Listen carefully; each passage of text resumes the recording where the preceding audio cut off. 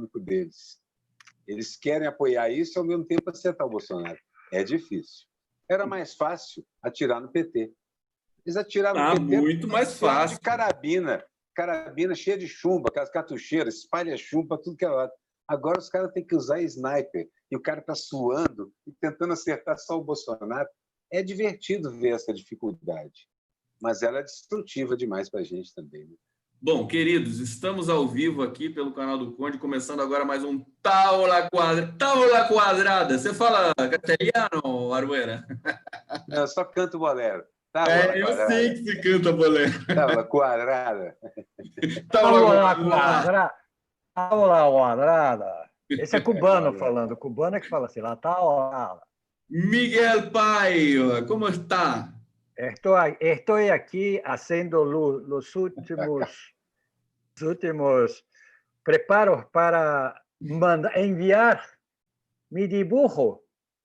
Sim. Seria bom, dibujo, né? Dibujo saiu direitinho. Meu dibujo ao site, ao sítio. Al sítio 247. 247. Brasil 47. Brasil 247. Deixa eu falar. Ainda bem que nossos irmãos não estão nos ouvindo, né? Saudações a todos que estão aqui no canal del Conde. Começando mais um Távola Quadrada aqui com os queridíssimos. Por que carajo estamos falando em castelhano? Que é o carajo. É para trazer uma energia boa da América Latina, enfim, dessa América hispânica que vai dando um show. Aliás, passando para o Aruera, destaca a semana para a gente aí. O que te impressiona mais? Depois vamos para o Miguel e vamos para a nossa pauta aí. Na semana?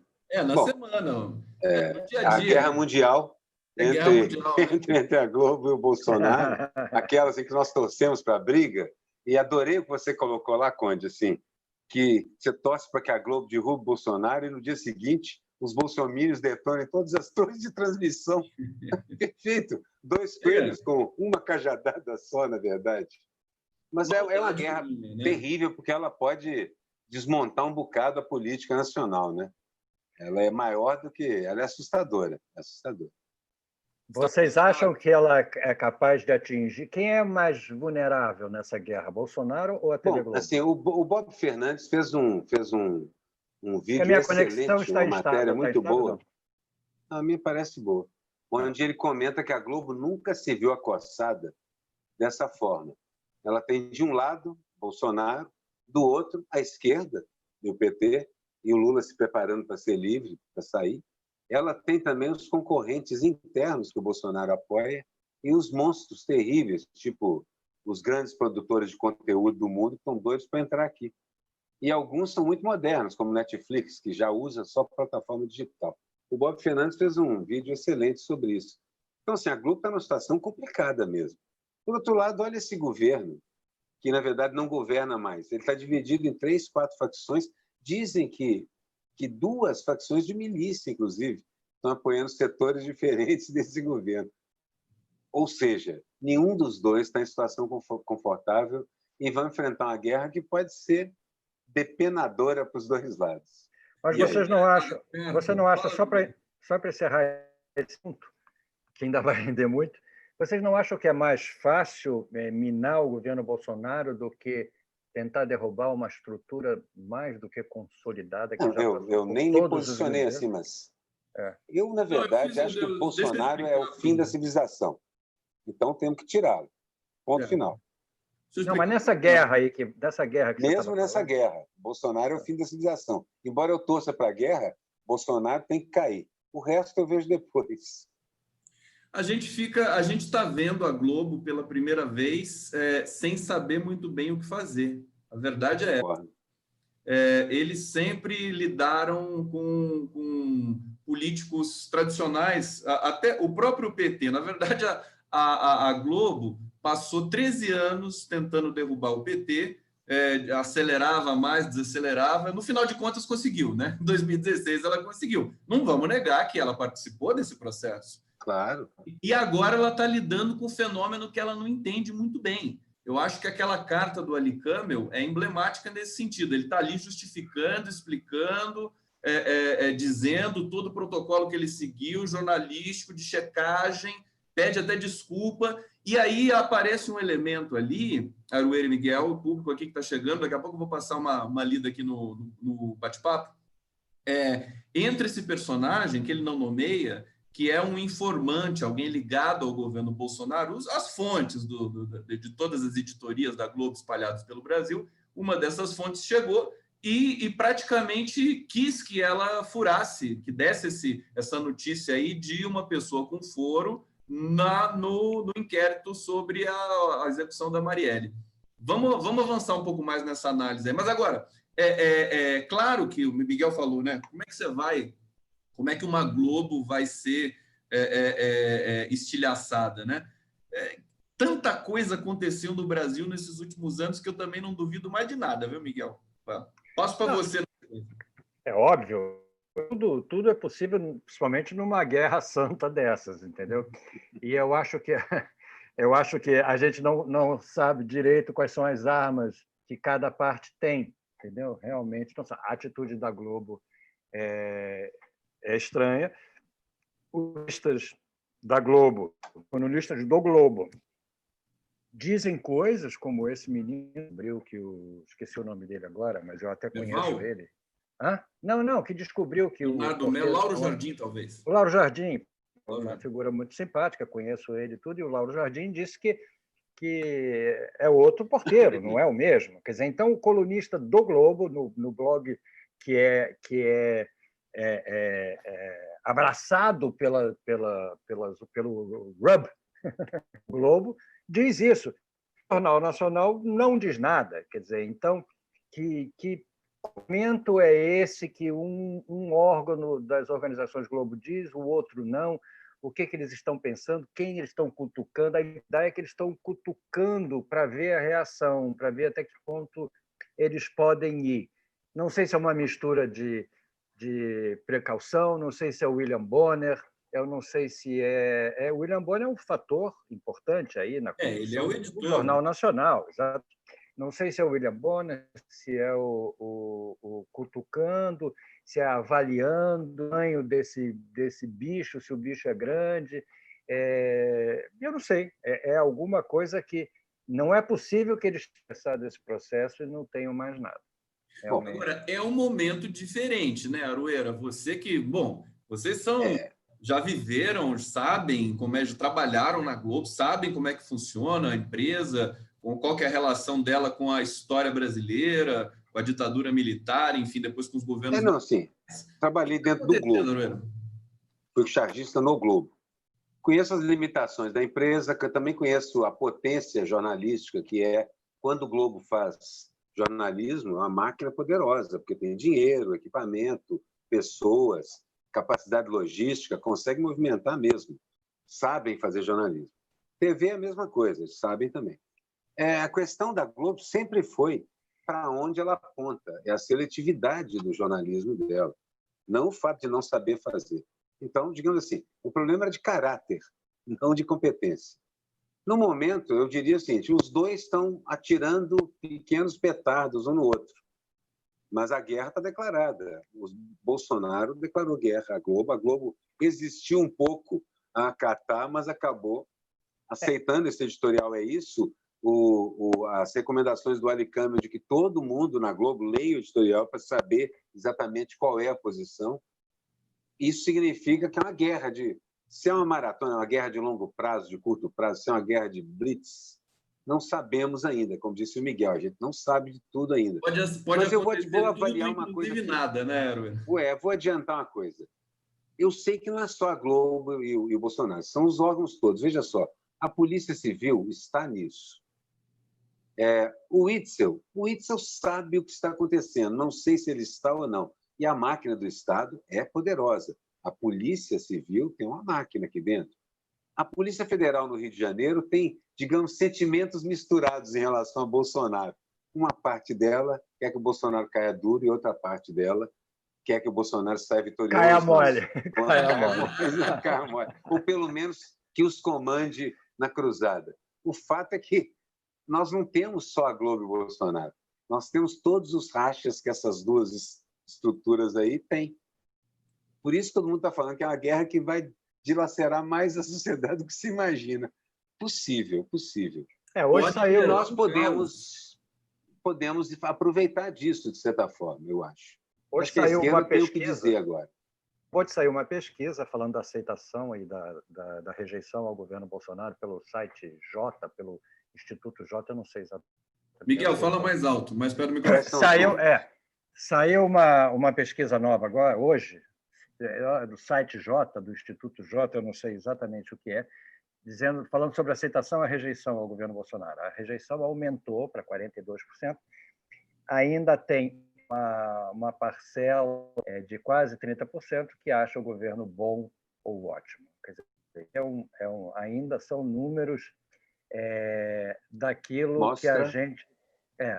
que a gente veio falando aqui na entrevista Geraldo, que nós fizemos essa semana, que vai ao ar provavelmente semana que vem aí no 247. O Geraldo teve uma sacada muito, muito boa, que é o grande público tomou o poder. Na realidade, isso tudo ainda é uma manifestação dessa ideologia dispersa desse grande público. É uma coisa assim que não interessa o que ele está fazendo, eu não sei, não entendo nada, como ele mesmo diz, não entendo nada de nada, mas é isso aí, eu quero ele mesmo que sabe falar, que adora dar cacetada, que faz... O grande público gosta disso, como gosta de um filme de ação, como gosta de uma partida de futebol, entendeu? É o sentimento coletivo, um pouco personalidade, ou como uma personalidade muito diluída, que ainda constitui essa bela fatia do eleitorado. Entendeu? E ele confia nisso. Você acha que o público pode se divertir com essa briga, Aroeira? A gente se diverte sofrendo, né? Mas olha, vou dizer, eu acho que o Bolsonaro perde pedacinhos, perde camadas todos os dias, lenta, mas seguramente. Não é para hoje, mas ele perde isso.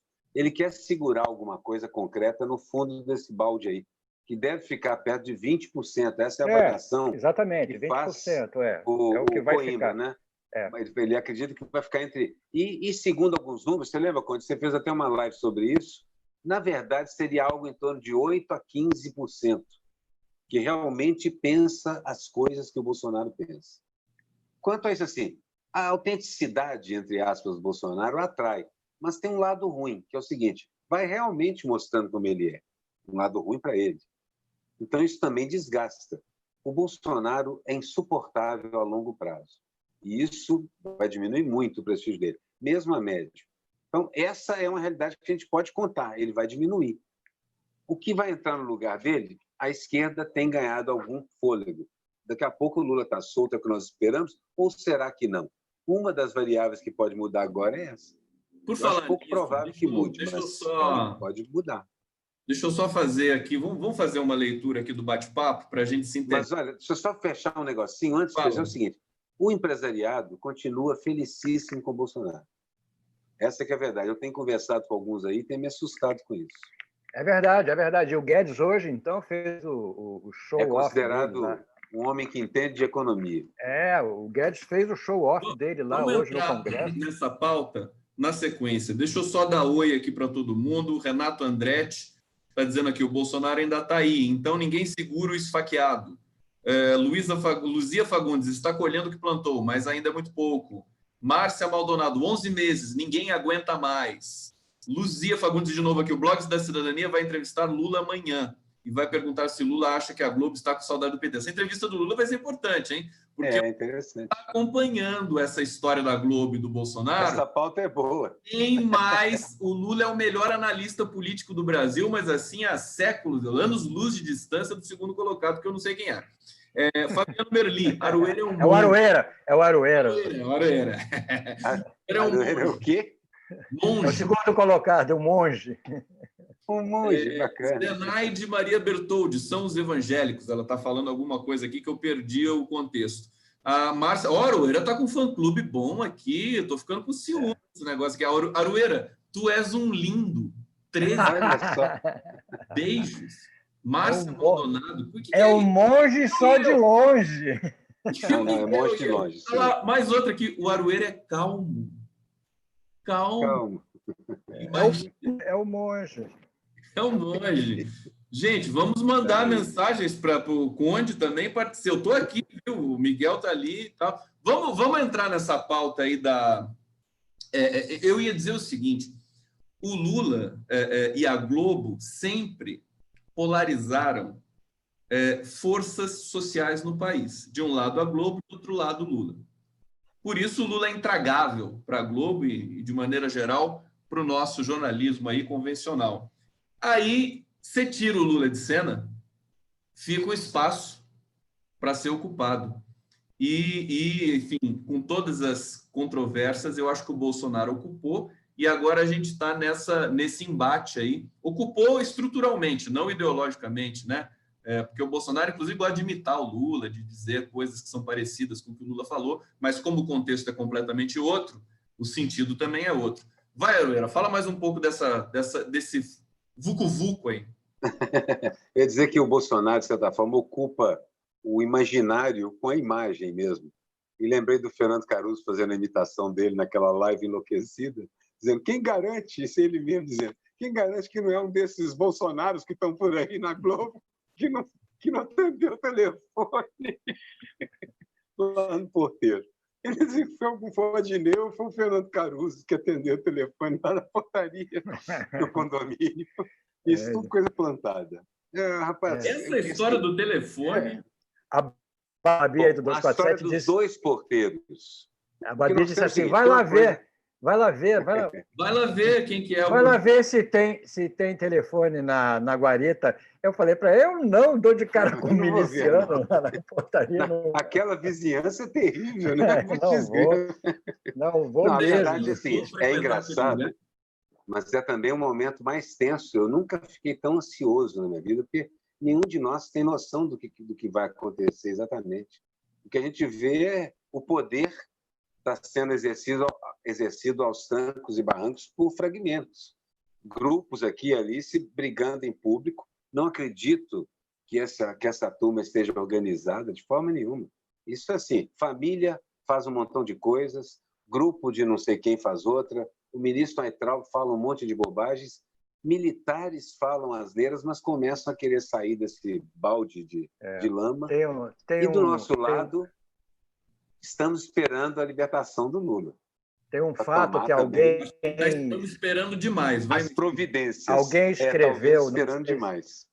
Não, alguém escreveu, não sei se foi 247 ou não, mas eu li, que o governo Bolsonaro... Não, foi alguém na internet, não me lembro agora, que o governo Bolsonaro é o governo que mais levou porrada nos primeiros meses de governo, apanhou de todos os lados. Isso é verdade. Quer dizer, há uma reação pública ao governo Bolsonaro muito grande. A porrada vem dos lados. Inclusive, agora ele arranjou mais do que a Globo. Entendeu? Então, ele tá levando caça de todos os lados. E eu me pergunto assim, na história da humanidade, na história da política moderna, existe algum outro governo eleito democraticamente, digamos assim, mesmo que seja entre aspas, que esteja sofrendo tanta suspeita, que esteja envolvido com tantas coisas, no mínimo polêmicas, com possibilidade de envolvimento com o crime organizado, com os filhos envolvidos com... Mas eu discordo disso, que é o governo que mais apanhou. Nos primeiros meses, eu acho que foi. Acho que não. Acho que assim, a pergunta que me interessa é a segunda. Só apanhou de um setor. Deixa o Miguel concluir.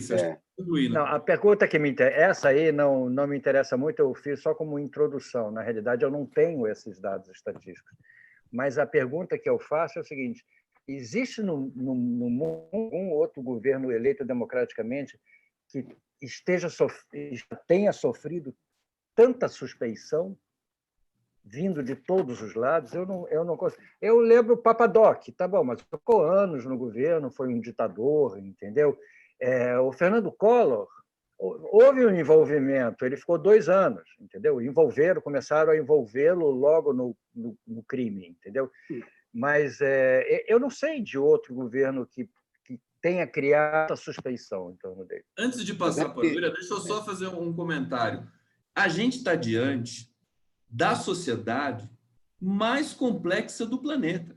Eu acho que não tem sociedade mais multifacetada do que a brasileira, inclusive no campo da opinião pública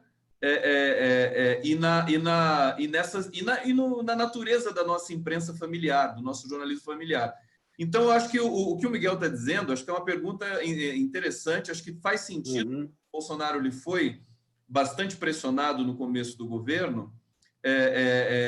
Por exemplo, o Collor, no começo do governo, quando começa um governo, as pessoas ficam na expectativa de que se começou um governo. É que o Bolsonaro parece que não começou até hoje. Ele continuou na campanha eleitoral e continuou tensionando, porque eu acho que ele busca o caos. Passando para o Eiro agora, vai lá. Olha, é porque, na verdade, gente, eu acho que ele não foi tão atacado porque a imprensa tem essa dicotomia. Ela podia até atacar a pessoa eventualmente e demorou a fazer isso. Precisou de apanhar muito a imprensa antes de devolver. Mas as suas páginas econômicas continuaram apoiando intensamente o governo Bolsonaro. Acho que é por isso que eu acho que ele não foi tão atacado. Nós atacamos o governo Bolsonaro como nunca. Acho que nem em outros momentos, nem na ditadura, a gente tinha tanta capacidade de discordar e dizer e criticar. Ok, mas nós estávamos bem longe do poder nesse momento. A imprensa está começando a cair. Olha, o editorial onde a Folha diz que desencantou-se, onde o Globo diz que se desencantou, é de um cinismo maravilhoso, que ela está levando essas pancadas. Antes do Bolsonaro ser eleito, o Bolsonaro desafiou a Globo dentro de casa. Haddad, civilizado e conciliador, conversando com as pessoas e sendo atacado. Ele, Bolsonaro, como um bicho mesmo, desafiando e rosnando para os dois apresentadores, puxando o saco dele. Olha, o que mais eles podiam esperar? Então, de certa maneira, eu acho o seguinte, acho que, pelo contrário, nunca um governo tão perigoso foi tratado com tanta suavidade feito esse cara. Antes, durante a eleição e depois. Só agora, nós estamos em novembro, terminando o ano, é que a Globo cai em si e percebe que esse cara é um louco. Mas eu acho que tem uma impressão, um efeito que é o seguinte: o Bolsonaro, as declarações são tão infelizes, violentas, que a gente tem uma impressão que a pressão que ele sofre da imprensa, porque acho que ambos têm razão. Eu acho que o Miguel falou no sentido de ser quando um governo se inicia, existe uma trégua inicial, né? Fala assim, mostra o que você sabe fazer, monta o seu governo. Como ele não começou, quer dizer, o partido dele se implodiu no primeiro 10 meses de governo. Quer dizer, uma coisa impressionante, uma situação inusitada. Mas me parece que... Agora, eu queria trazer... Vamos falar da economia do Paulo Guedes, porque eu acho que tem uma operação em curso. Alguma coisa está acontecendo. A gente vai falar dos militares, a gente vai falar de vários outros temas aqui na sequência, todos correlatos a esse, mas esse momento agora da imprensa toda migrar para o Paulo Guedes, como se o Paulo Guedes... Botar a faixa, como você falou, né, Aroeira? Botar a faixa no Paulo Guedes, né? O editorial da Folha de São Paulo de hoje, elogiando a política econômica do Paulo Guedes, quer dizer, eles estão preocupados justamente de se perder essa engenharia que não tem nada a ver com o Bolsonaro, praticamente. O Bolsonaro desconhece. Tem que conversar sobre isso. Como ele mesmo diz, ele não entende nada. Que pode tocar o projeto. Fala. Eu queria dizer exatamente isso. O problema é que nós estamos encarando a maneira como a imprensa abordou a questão Bolsonaro foi desse jeito. Uma parte dela bate na pessoa Bolsonaro e nos seus 3 meninos, mas buscando um aval. Buscando ora o aval do Exército, ora o aval da política, ora o Rodrigo Maia. E a outra parte, nenhuma mácula, nenhuma crítica à política econômica de Paulo Guedes, que era o verdadeiro objetivo. Então, o que eu percebo é o seguinte, a imprensa seria o grande... A imprensa no governo PT, mesmo quando aceitava, entusiasmada, começava já a questionar. Foi assim que o governo decolou mesmo. Gente, o mensalão foi 1 ano. O governo Lula tinha 1 ano quando estoura o mensalão. O mensalão foi um negócio programado para destruir o governo desde o começo. E quase destrói. Derrubou, de certa forma, boa parte da liderança do PT. E hoje a gente tem uma boa noção de como aquilo funcionava, o que era realmente. Então, eu acredito o seguinte, a imprensa tomou lado contra o PT muito cedo e tomou lado suavizando, olha, o que eu quero dizer é isso, ela suaviza a pior pessoa que chegou ao poder em toda a história brasileira. Nada é comparável a ele. E ela suaviza, naturaliza, deixa... E trata no seu noticiário, a própria Globo faz isso na TV, a Folha de São Paulo faz isso no noticiário, trata como se fosse natural tudo isso que ele está fazendo. Cobre ele indo buscar moto e detonando alguma coisa, cobre como se fosse natural. Eu acho que esse governo não é atacado pela imprensa, não. O Mas Bolsonaro e a economia é louvada. É ilusão nossa achar que a TV Globo ou a Folha de São Paulo, que são os dois maiores veículos de imprensa, iriam atacar esses gestos do Bolsonaro, porque, afinal de contas, institucionalmente ele foi eleito, ele é o presidente. Então a Globo, como é uma empresa institucionalizada, e a Folha de São Paulo também, dão esse crédito. Agora, a Globo, a maioria dos colunistas do Globo falam mal do Bolsonaro e do governo e das atitudes. A Folha de São Paulo, a mesma coisa. A instituição Globo e Folha de São Paulo, e o dia que eles assumirem essa briga mesmo, e esse editorial do menino lá do Globo... Talvez tenha declarado mesmo guerra. Exatamente. É uma mudança de comportamento muito séria, entendeu? Porque ele fala em nome da instituição. Ele não é um colunista falando mal do Bolsonaro. Então, isso eu acho que muda o aspecto. É briga de cachorro grande. Eu acho que a gente não tem, mesmo pode ser até vira-latas, mas são grandes. O problema é que a gente não tem capacidade de saber o que vem atrás dessa guerra aí. É como a guerra de antigamente, que a gente ficava ouvindo no rádio. Os alemães invadiram, estão perto de Moscou. A gente não sabe o que vai acontecer no... Eu não sei quais são as armas que eles têm mangas. Pois é, mas ninguém sabe, nem eles. Alguma carta na manga devem ter. Eu acho que é o que vem sempre, Ju, considerando a história do Brasil, a cultura brasileira, política, das elites e tal, de se articularem. O Fernando Henrique Cardoso chegou ao poder assim, cai o Collor de Mello, o Itamar faz ali uma transição, tudo alinhado com Rede Globo, é sempre na base do telefonema. O Lula sempre para a gente. Inclusive, o próprio Lula, né, quando era presidente da República, também só não tinha aquela coisa de essa coisa mais promíscua que tem a ver com os tucanos, né? De realmente quase que pedir licença para fazer algum tipo de operação política. Mas eu queria dizer o seguinte, quer dizer, o que nos espera? É isso de novo.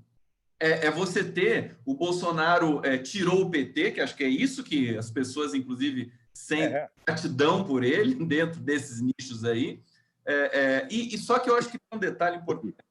O Miguel está dizendo, realmente, todo colunismo dentro da imprensa tradicional agora já é contra o Bolsonaro. O problema é que o Bolsonaro não tem ele não tem essa Olavo de Carvalho.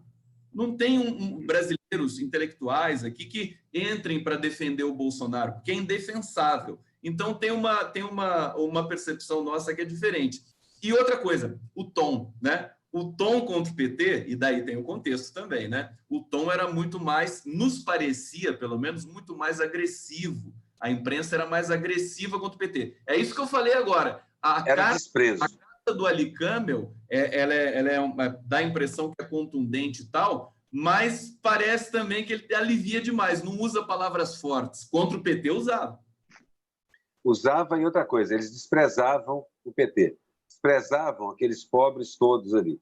Eles têm medo do Bolsonaro, mas eles, além de não desprezar, eles são a elite que quer que as reformas sejam feitas. Eles são essa elite. Eles são contra o Bolsonaro e a favor do Guedes, entendeu? Na realidade, eles compraram um cachorro muito bravo e eles não estão sabendo direito como lidar com esse cachorro bravo que está mordendo a mão que o alimenta, literalmente.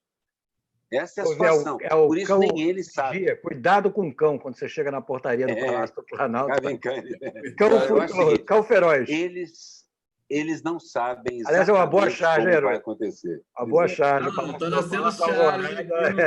A plaquinha do Cão Feroz. Eles não sabem como isso vai se desenrolar.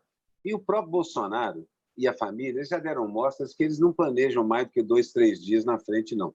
Eles saem fazendo, também não sabem como isso vai terminar.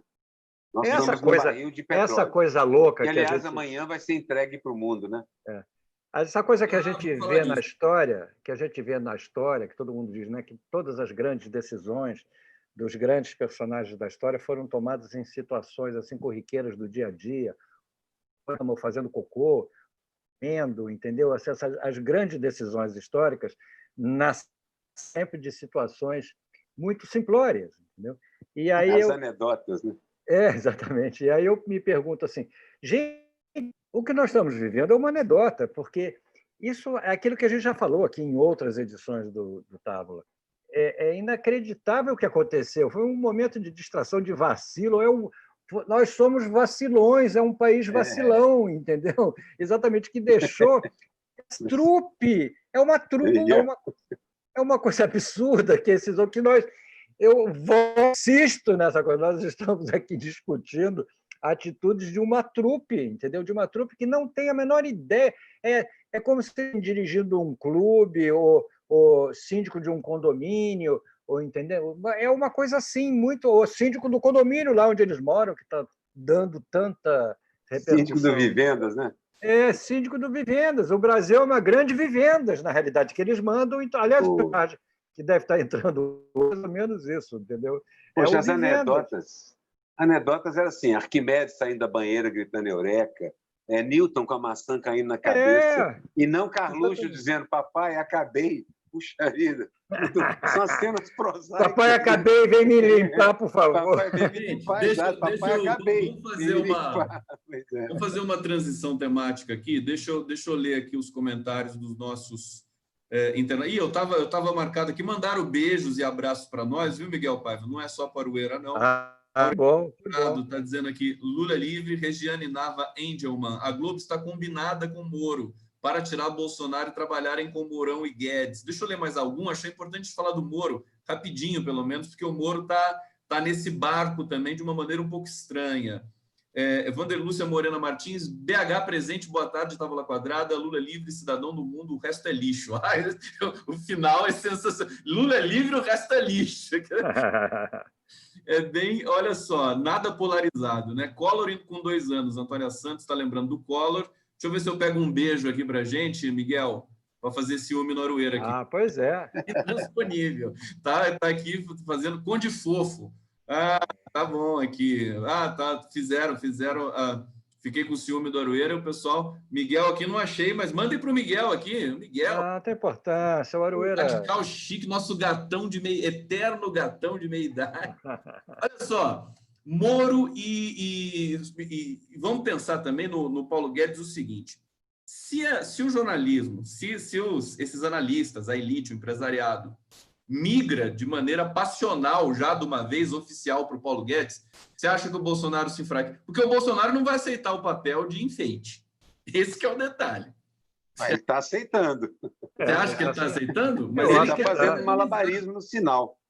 Eu podia estar roubando, torturando, estuprando, fazendo um montão de coisa, mas estou aqui distraindo vocês, enquanto o Paulo Guedes carca o Paulo Guedes ele está institucionalizando o projeto SEAC.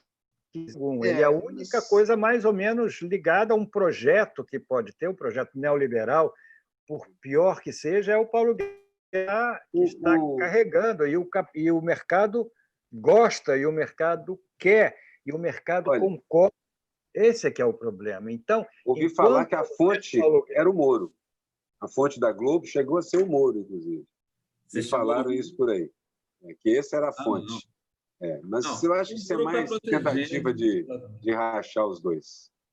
Desculpa, o mercado tanto faz. Eu acho que, Miguel, você falou um negócio. Os empresários não estão ligando. Para eles, tanto faz. Eles estão dizendo nas palestras isso. Eu não estou ligando para o Twitter de fulano, nem estou ligando porque o ministro tal disse. Eu sei que este governo já permitiu, aí vão e enumeram o que eles consideram coisa boa. Você acha que eles estão preocupados com os artistas, com a censura, Nem com a pobreza do cinema brasileiro, com a falta de... Nada, estão preocupados em nada. É ali, ó, é o mercado, é o número, é o 0,84%. Mas aí o isso Sardenberg vai ficar os feliz. negócios. Mas isso pode atrapalhar os negócios.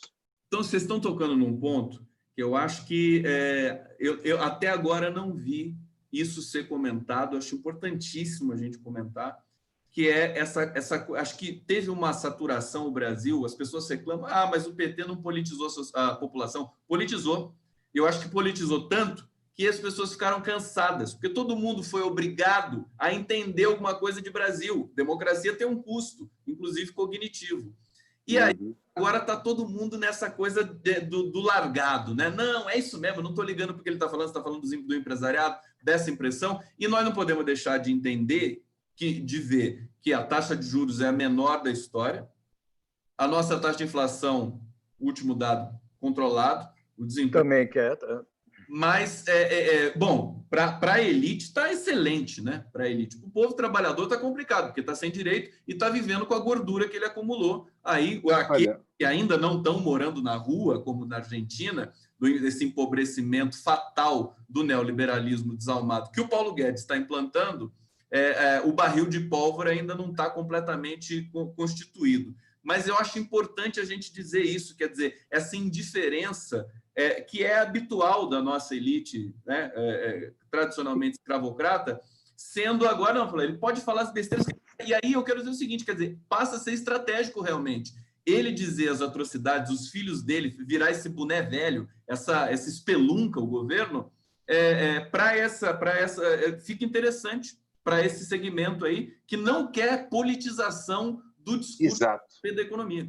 Não quer politização, mas com detalhe. Exatamente. Parece que tem uma pequenina recuperação econômica, meio sazonal, mas que é real. O Atush estava falando disso hoje de manhã nas lives lá. De certa forma, é perfeitamente possível, porque o Brasil não é a Argentina, nem é o Chile. É uma economia gigantesca mesmo. Então, naturalmente, essa economia quer sobreviver. Então, eu acredito que sim, há uma pequenina recuperação econômica a caminho, em parte causada pelo fim. Você diminui os direitos, acaba o emprego, mas os caras vão para tudo que é emprego informal, aquele restinho de dinheiro que entra na sociedade por causa disso, dá uma pequena melhorada. É um desastre, porque nós estamos vivendo quase que uma estagnação, perspectivas para o futuro nenhuma, e a tendência desse tipo de economia a naufragar logo na frente. Agora, mas se existir essa pequenina recuperação, o Guedes vai sair muito fortalecido e até o Bolsonaro sai fortalecido. Eu gostei desse comentário do Arthur de manhã, que é uma coisa importante para a gente se tocar em relação a isso. Para a gente poder combater o verdadeiro adversário. Não Exatamente. Naquela falação e tal. O que os neoliberais acham? Eles acham que precisa que entre mais recurso para o empresariado, para as empresas, para o mercado, que o mercado gere mais riquezas para ir a população mais pobre se aproveitar dessa riqueza. É uma inversão. Eles invertem e aí teremos mais empregos, mas aonde estão os empregos? Se existe uma lei trabalhista que é completamente contrária ao trabalhador, ao acesso dele, ou mesmo ao desenvolvimento dele. E que emprego é esse? Existe mais emprego pior. Exatamente, que existe uma lei da Previdência Social que achata o trabalhador, que não prevê nenhum benefício com a contribuição dele. Que emprego é esse que agora, com a reforma econômica, o Guedes quer cortar todos os benefícios e ampliar a cobrança de impostos? Seguinte, quem é que vai se dar bem? É o que aconteceu com o Chile, só uma parcela da população mais rica tinha acesso a essas benesses. Entendeu? Pequenina, porque, na realidade, parcela, né? Uma pequenina, porque o resto da população estava justamente trabalhando e pagando para que esse neoliberal mais suave e macio possível para o mercado, que, na realidade, é o de mercado que vem lá dos Estados Unidos, que vem do Brexit, do Facebook, dessa gente toda. É o mundo ocidental capitalista se organizando para impedir qualquer mudança no processo. Claro, mas eu queria apontar uma confluência de coisas aí, que é o seguinte: essa pequena recuperação econômica, mais o fato do Bolsonaro, como você estava falando, Miguel, resistir à pancadaria, digamos assim, a pancadaria sobre o aspecto, o comportamento e a civilização dele, a soma disso pode ser péssima, porque ele pode sair fortalecido no final disso. Claro, claro. É inevitável. Então, a gente tem que... Primeira coisa que eu acho é a seguinte: mostrar que o Chile é o resultado final do que eles pretendem. Isso talvez seja a coisa mais importante. Lembrando para todos que estão assistindo aqui, o público maravilhoso aqui no Távola Quadrada, agradeço imensamente aqui a presença. Inscreva-se no canal do Conde, inscreva-se na TV 247, porque esse programa vai ser reprisado na TV 247 hoje, às 22h30. Lembrando que amanhã o Lula vai dar entrevista, e aí aquela... Ele vai iluminar, né? Ele vai ler essa questão da Globo com o Bolsonaro de maneira muito singular e importante. Agora, olha só, Miguel, tem um recado aqui para você. Ó. Vitória Rodrigues está dizendo: Miguel é lindo demais. Que beleza, hein? Viu? Eu não sou fofo, eu sou lindo. 3 fofos, beijos para os 3 lindos aqui, assim, overdose de carência agora aqui dos apresentadores do TAV, mas a gente merece, tá precisando, é muita política, né, para a cabeça. Eu vou colocar estressante. Os cartoons aqui. Agora, eu não posso deixar de trazer a frase que o Paulo Guedes soltou nesse meio dessa tempestade toda aí. Quer dizer assim, não, os ricos poupam, eles são responsáveis, e os pobres gastam tudo. Não é ipsis literis, mas é isso que ele disse. Né? Não tem pão como brioches, né? É que nem dizer que os peixes são inteligentes, não vão entrar na mancha de óleo, entendeu? A mesma coisa. Os peixes são inteligentes, mas até uma questão que explica o sucesso do Bolsa Família e tudo mais. Quer dizer, é justamente porque os pobres, a classe trabalhadora, não segura dinheiro, que a economia gira. E é justamente porque as classes mais abastadas, elas represam. Sabe o que eu lembro quando eu vejo essas análises assim, sobre, enfim, a psicologia do poupador e tudo mais, né? Acumuladores compulsivos. Eles gostam de acumular patrimônio. E aí o que acontece? Você esgarça a estrutura econômica de uma sociedade. No caso da brasileira, complexa, imensa, desigual. Patinhas, né? É isso que acontece. É engraçado.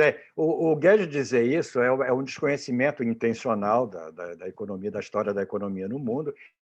Isso é aquela história do meu avô que eu contei passada, que pedia para o mendigo se vestir melhor para vir pedir comida nele, entendeu? É a mesma coisa. Faça-me um favor, né? Faça-me um favor, se vista melhor, entendeu? O Guedes dizer: sua população, os seus pobres, vocês precisam aprender a poupar. Poupem. Não, ele pode dizer assim: me poupem. Aroeira? Um amigo meu uma vez se ofereceu para me ajudar numa situação de dificuldade econômica, eu perdendo emprego. Então, não, deixa eu ver seu orçamento aí para ver o que é possível fazer. Né? Sempre é possível. No seu caso, não é possível fazer nada. Pois é, exatamente. É a situação. Poupar como, meu Deus? Poupar como? Parece os bancos que querem que... isso é para quem está enrolando quem, né? Quem está rolando quem? Vamos fazer a sessão cartoon agora, né? Eu mandei a de hoje aí para o grupo do Távola Quadrada. Eu vou aqui também, a gente coloca em primeira mão aqui, mas isso ficou muito bonitinho, né? Bonitinho. Rola bosta, né? Eu gosto de rola bosta. Aí no Leblon. Muito bom. Rola bosta. É o rola bosta. Ficou bonitinho isso aqui, né? Olha esse da Globo ficou lindo. Aí, mas é esterco. Uma foto antiga aqui. Ziraldo. Que lindo isso. Foi quando eu fiz um livro com ele, e aí esse é o lançamento, As Meninas. Você também fez livro com o Ziraldo, Aroeira? Eu fui colorista nesse livro, eu pintei, e num outro eu fiz os desenhos, um dos dinossauros é o menino do espaço. Uma coisa assim. Sensacional. O Ziraldo está bem, né, Miguel? Nós entrevistamos ele essa semana. Vocês entrevistaram? Entrevistamos, vamos botar no ar aí no 247. Eu falei para o Ziraldo que eu garanti meu lugar na história, num rodapézinho lá da história dele. Fiz 2 livros junto com ele. Maravilha. Deixa eu ver, botar mais alguns aqui do Aroeira, depois eu vou no Miguel. Isso é apagando as provas, né? Apagando. Essa aqui é uma suíte, né? Essa aí que vem depois, né, na verdade. A primeira é a anterior. Muito legal. Essa aqui é a primeira. Essa é que dá origem a essa sériezinha. É o Bolsonaro limpando a casa para as visitas, né? Será que o Bolsonaro atendeu aquele telefone? Que pode ser de tudo, né? Pode ser o Lessa podia estar até na casa do Bolsonaro lá, né? Tudo amigo, né? Ele que podia ter atendido o telefone na casa. Claro, gente, é uma promiscuidade impressionante, inacreditável isso. A cara do Carluxo aqui é isso é o Bolsonaro encaminhando para o Ministério da Justiça os atos institucionais 01, 02 e 03. O AI-5. A gente, aliás, nem falou do AI-5. Acho que foi... esse aqui. Tá aí o AI-5. Halloween, época do Halloween. Essa foi brutal. Não, a gente faz uma retrospectiva aqui para aproveitar, né? Vamos parar aqui, depois eu vou no Miguel Paiva. Aroeira, vamos falar desse mega leilão do pré-sal. Brasil sendo vendido de maneira, enfim, absolutamente extravagante. A Dilma Rousseff escreveu um texto sobre isso. R$1 trilhão que vai ser entregue por 1/10 desse preço, basicamente. As áreas mais ricas do pré-sal, que foi descoberto pelo geólogo Guilherme Estrela, nos governos Lula. E aí eu quero saber, né, quer dizer, como é que o Brasil vai ficar entregando mais uma porção gigantesca do seu patrimônio assim, todo mundo feliz, vamos reagir a isso? Esse leilão de amanhã explica tudo o que aconteceu. Em 2008, os 4 computadores, notebooks da Petrobras foram roubados da sede da Alstom, que cuidava da segurança. A Alstom era do Dick Cheney, vice-presidente dos Estados Unidos na gestão Bush, que dizem que, na verdade, era quem mandava. Então, dali surge tudo isso que está acontecendo agora, tudo, sem exceção. Todo esse desastre que o planeta está vivendo surge quando eles resolvem botar a mão no pré-sal. E amanhã nós estamos vendo o fechar a conclusão. Nós estamos vendo o fecho desse episódio. Amanhã o pré-sal passa, em sua maior parte, totalmente para eles. Dado de graça, praticamente. Tem pouca gente, vai ter pouca disputa, é o que estão dizendo, porque, na verdade, já está resolvido e combinado, né? E o governo ainda vai apregoar, vai dizer que ganhou um dinheiro excepcional, que isso vai fazer isso, vai fazer aquilo, destrói o futuro, vende toda a criação, as galinhas, os bezerros, os patos, e depois ainda vem dizer que uma riqueza construída pelos governos democráticos, com muita tecnologia, muito investimento, e agora eles vão... Isso vai independência tecnológica. Independência tecnológica, 3 ou 4 áreas gigantescas de economia, como estaleiros, como... É inacreditável a destruição que isso tem. Acho que o que a gente tem que fazer agora é mostrar que o Brasil vai virar um Chile e o Brasil era para ser uma das maiores potências do mundo e chegou a ser. Eu acho que isso, mais o desgaste natural desse imbecis, vai nos levar de volta à realidade, aos trilhos, digamos. Miguel, estou tentando ser otimista. Era o grande projeto, como você mesmo falou, o Dick Cheney, e vem lá de trás. Quando o Moro surgiu lá como juiz da Lava Jato, as primeiras suspeitas já apareceram, o nome dele já circulava, ligado à Petrobras, aos Estados Unidos, e todo mundo dizia, mas como é?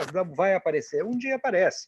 Claro, o projeto é claro, ele vai ocupando áreas e daqui a pouco você começa a ligar os pontos. Falei, caramba, aquilo que falavam lá sobre o Moro, sobre a Petrobras, o pré-sal, está ficando cada dia mais claro. Quer dizer, o grande projeto que envolve, inclusive, a Lava Jato contra a Petrobras, o desmonte, a poluição das praias do Nordeste, tudo. O petróleo brasileiro, segundo eles querem convencer, está em péssimas mãos. É preciso passar para os americanos, porque os americanos é que sabem isso, e o projeto está dando certo. Amanhã eles concluem, como a gente mesmo falou, conclui essa empreitada, entendeu? De tirar o petróleo das mãos do brasileiro e entregar aos americanos. O projeto deu certo, está dando certo, é isso aí. É o golpe, isso fecha do ponto de vista deles. Só uma coisinha. Fala. Talvez seja a hora da gente começar a olhar os aspectos jurídicos disso para tentar reverter no futuro. Porque parte disso tem que voltar para o Brasil. Se tem que é fazer que a gente vai Bolívia, poder. tem que nacionalizar de novo. Bom, aí a gente tem aquele acirramento, né? Aquela coisa da. Você sabe que eu acho que o Lula nem talvez ele não vá por esse caminho, né? Se as coisas realmente se desdobrarem para que o Brasil volte a ter democracia, para que o maior líder popular exerça a influência que ele merece exercer no país, o Lula costuma dizer assim, não, isso aí, por exemplo, vendeu a Vale, ele poderia ter feito alguma coisa com a Vale também, né? Não, isso aí já foi, vamos fazer... Mas talvez o pré-sal... Mas, de qualquer maneira, deixa eu só ler um pouco aqui do texto da Dilma Rousseff, né?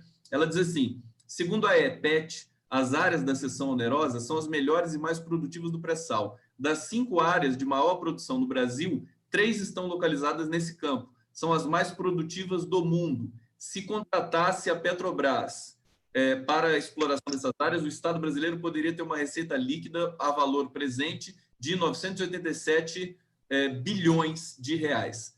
Dessa receita, 270 bilhões poderiam ser destinados a todos os estados e municípios. É um sentimento de perda, né, que nós vamos ter com essa sessão onerosa, ao mesmo tempo que a gente vai ter de aturar as pessoas celebrando e comemorando aí o fim desse leilão amanhã. Aquela história, o petróleo não é mais nosso. O petróleo não é mais nosso. Devemos lançar de novo a campanha. O petróleo é nosso e queremos ele de volta. De uma certa forma, eu acho que tudo isso é bandeira de construção de unidade, de verdade, porque arrancaram pedaços da gente mesmo. Nós temos coisas concretas para pedir de volta, para exigir de volta. Uhum. Eu acho que é uma bandeira séria para o futuro próximo.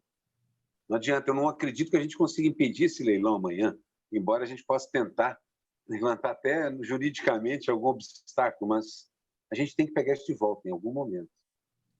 Nós estamos tendo manifestações hoje pelo Brasil todo. Eu não estou aqui com os dados aqui. Se alguém puder falar alguma coisa sobre as manifestações contra o Bolsonaro. Aí tem aquela polêmica também do impeachment, do fora Bolsonaro. Eu queria trazer para vocês, mas chegou a hora aqui. Vamos trazer os cartoons do Miguel Paiva. Deixa eu abrir aqui. Aí eu passo para o Miguel, a gente vai comentando, só para a gente ter o sabor aí, a degustar as chaves. Essa aqui é a última, que não é a última que você já mandou. Não, que não é a última, porque a última já deve ter entrado no ar, entendeu? Que é... Essa aí ainda... Essa é a última.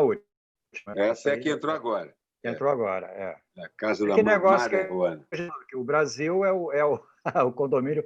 Como é que chama o condomínio lá das garças? Não, como é que vivendas. Chama? Das vivendas.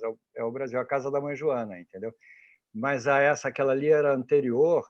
Essa história do porteiro, né? Vivendas da Barra Pesada, né? Vivendas da Barra Pesada. E aí salvem o porteiro, né? Porque, na realidade, o porteiro vai virar o bode expiatório dessa toda e é o elo mais fraco, é a pessoa mais fácil de sair desse circuito, entendeu?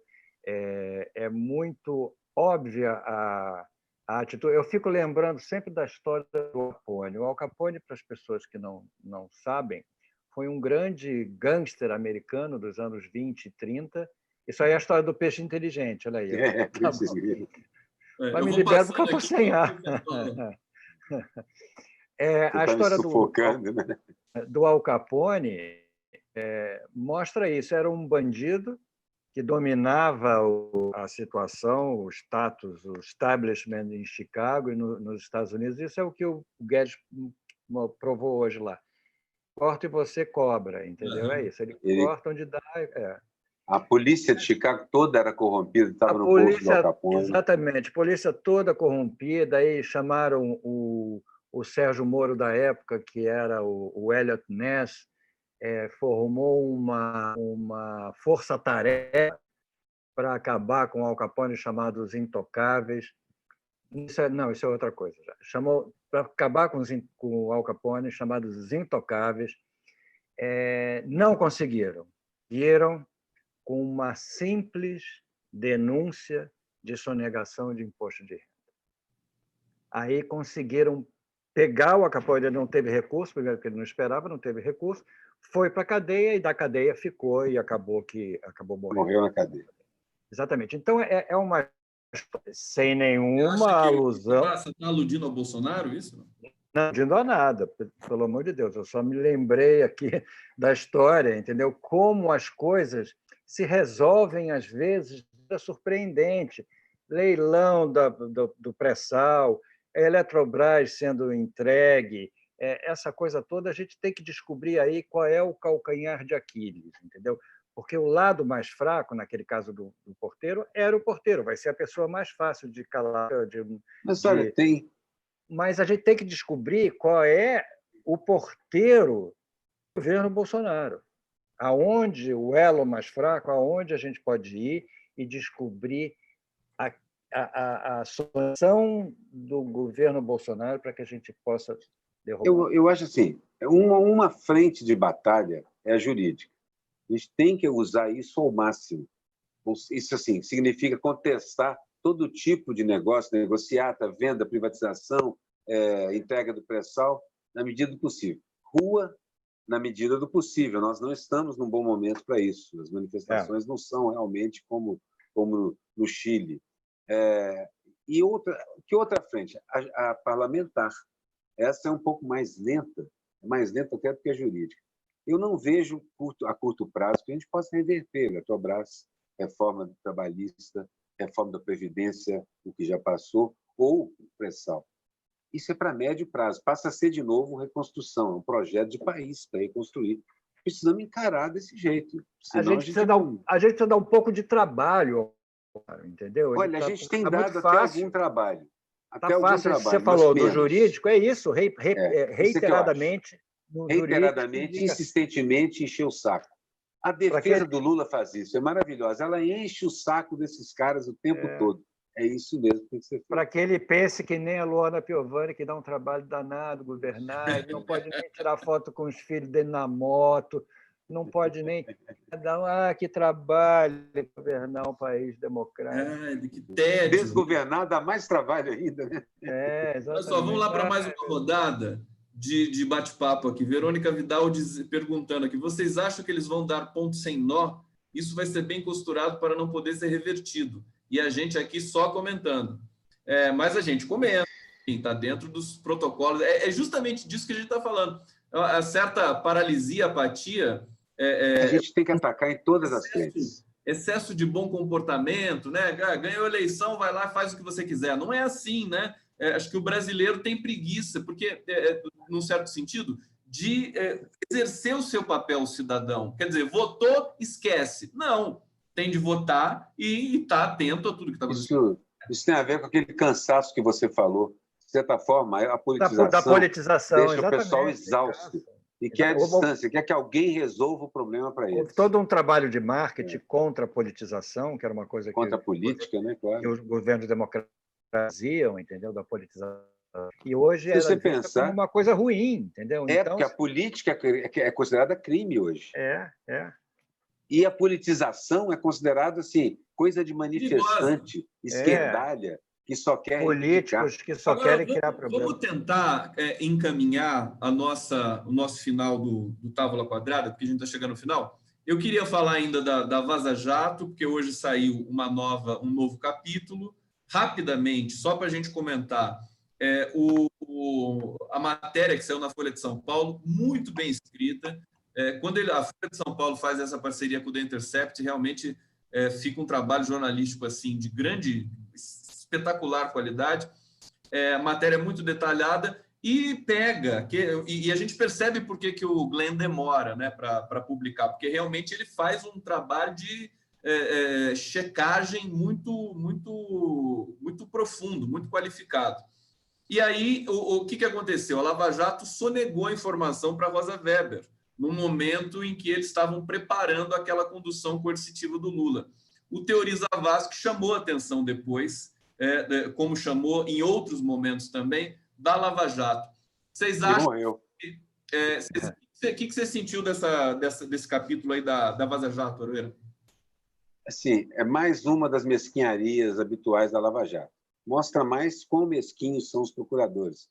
esconderam de uma juíza do Supremo Tribunal parte do processo que poderia amenizar ou até descaracterizar a denúncia contra o Lula. Isso é uma canalice, mas é uma canalice que um promotor faria. O promotor quer mais aprender, mostra mais a mesquinharia.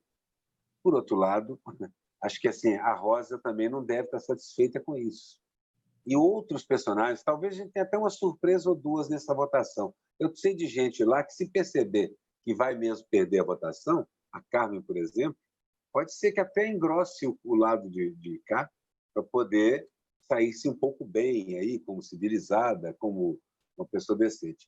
Por outro lado, pode também o pessoal se achar, ficar em pânico e não soltar o Lula. Tudo é possível nesse país. Não, eu estou preocupado com isso. Miguel. A Carmen Lúcia soltou uma frase ontem, aquelas frases de $1 milhão. A frase dela, né? Censura não se discute, né? Como é que é a fala? Censura não se debate, censura se combate. É isso. Sim. Foi uma sacada assim, da artistas, o Caetano. Uma butade, né? Uma butade, exatamente. E ela estava assim, super íntima ali dos meninos, dos artistas e tudo. Ela tem um certo contato com a intelectualidade, digamos assim, brasileira, da postura dela, da posição dela, entendeu?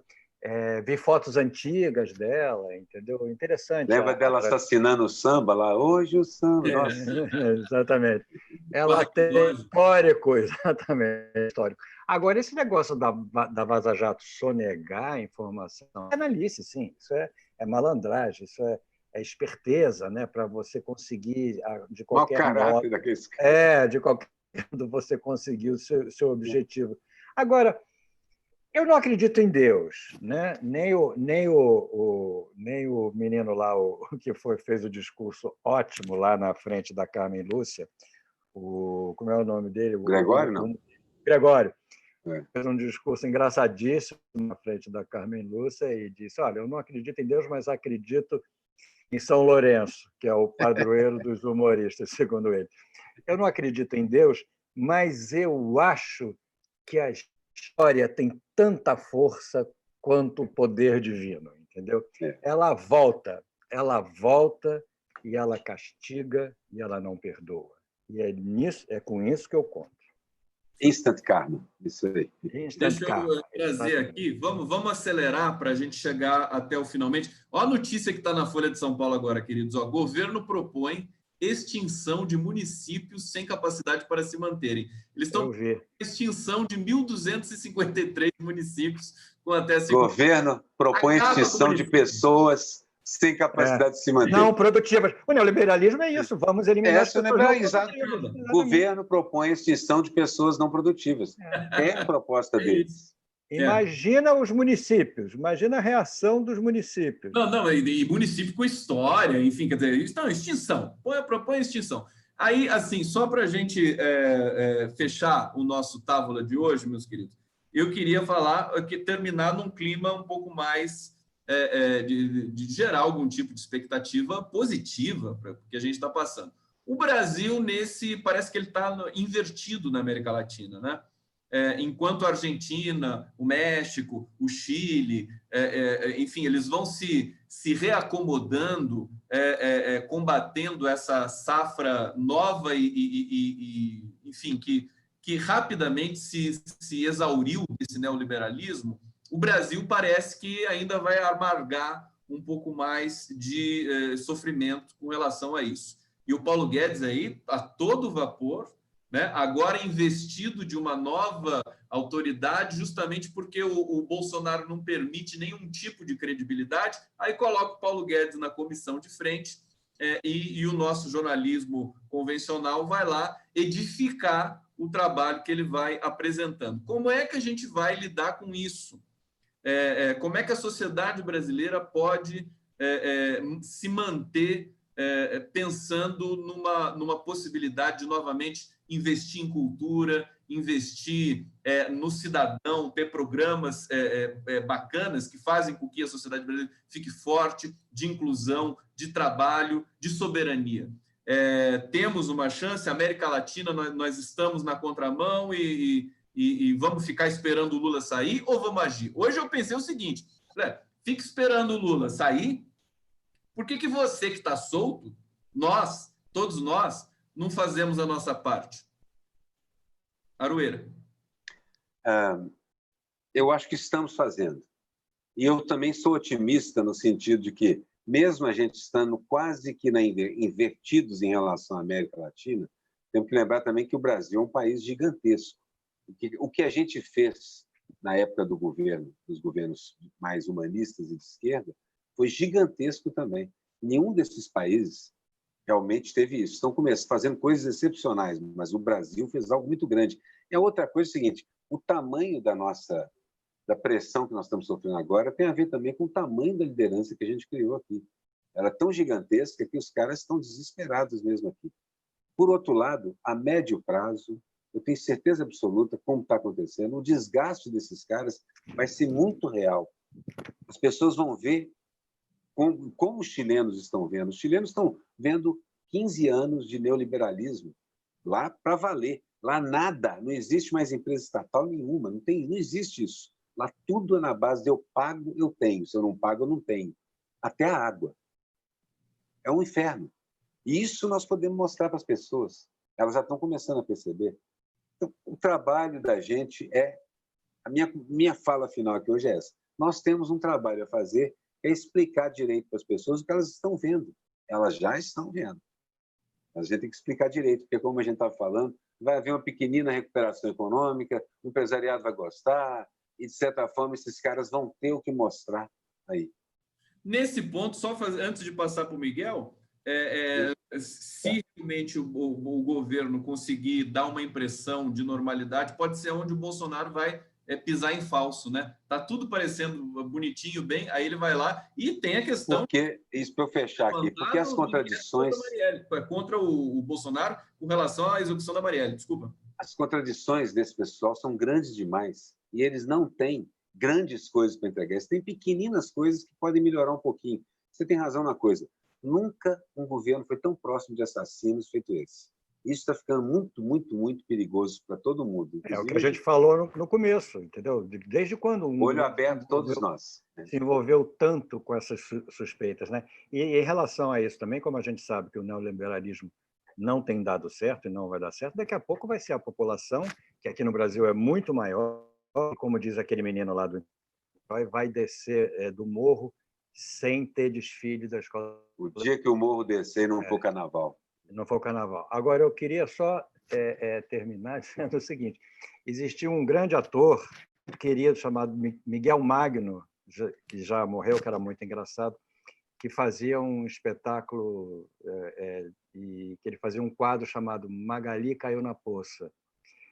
E era muito divertido. E eu acho que esse Brasil neoliberal, Bolsonaro, realmente é a poça. Entendeu? Nós temos que levar isso em consideração. Foi um episódio, historicamente falando, um episódio no qual a gente tem que sair dele o rápido possível, mas o Brasil realmente caiu na poça. O Brasil caiu na poça. Com essa fala final, encerra o Tábula Quadrada deste glorioso dia. Estamos aqui no dia 5 de novembro de 2019. Queridos, eu quero agradecer imensamente por mais esse programa, muito bom. E vamos, acho que ficar atento, eu sempre chamo a atenção para que a entrevista do Lula, que pode iluminar a nossa leitura aí desse embate Globo-Bolsonaro, que pode acontecer de tudo, inclusive nada, como diz aquele filósofo. E Miguel Paiva, um beijo para vocês. Público aqui do canal do Beijo. Público da TV 247. Lula livre. Lula livre. Tamo junto. Tamo junto. Não fica mão de ninguém. Isso aí. Valeu. Tchau, tchau.